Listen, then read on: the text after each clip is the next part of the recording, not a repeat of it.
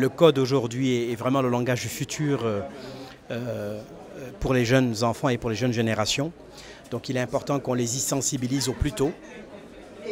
Et l'idée, bien entendu, aujourd'hui, c'est comment contribuer à l'écosystème numérique de notre pays, justement en formant une masse critique justement de jeunes qui maîtrisent ce langage-là.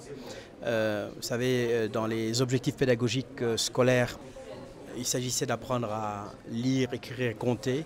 Aujourd'hui, il faudra inclure donc le codage. Parce que c'est le langage du futur, c'est le langage des ordinateurs. Toutes ces applications qu'on manipule ici et là, sur nos tablettes, nos téléphones, etc., s'appuient justement sur du codage. Mais au-delà en fait, du codage, ce qui est important, c'est que dans la dimension pédagogique, le but, ce n'est pas simplement d'apprendre à coder, c'est surtout d'apprendre aux enfants à apprendre autrement. La classe classique avec un professeur, des élèves, c'est terminé. Aujourd'hui, on est dans des pédagogies inversées, où en fait ce sont les enfants qui essaient de répondre à des préoccupations, à des problématiques dans leur environnement, c'est peut-être la santé, l'agriculture, l'éducation, etc. Et qui aujourd'hui coproduisent des applications qui répondent justement à ces préoccupations-là. Et je crois que derrière, je disais, la partie du codage, c'est d'abord aussi la capacité pour les enfants à apprendre, à réfléchir autrement, à savoir travailler en groupe, autant d'habiletés et de compétences dont on a besoin dans notre du futur.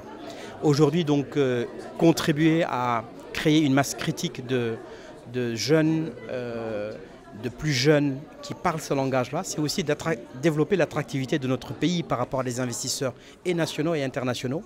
On va de plus en plus dans une économie de la connaissance, une économie du savoir. Et donc, avoir cette masse critique, c'est dire, tiens, voilà un pays sur la carte qui forme, qui a des personnes qui parlent ce langage-là. Et donc, on peut aller plus vite en allant avec eux. Donc, je crois que ça, c'est un enjeu également important. Ce n'est pas pour faire une école pour une école.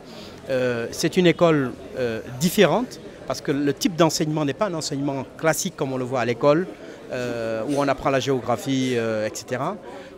C'est un savoir différent, c'est une autre grammaire aujourd'hui de l'enseignement que l'on doit intégrer.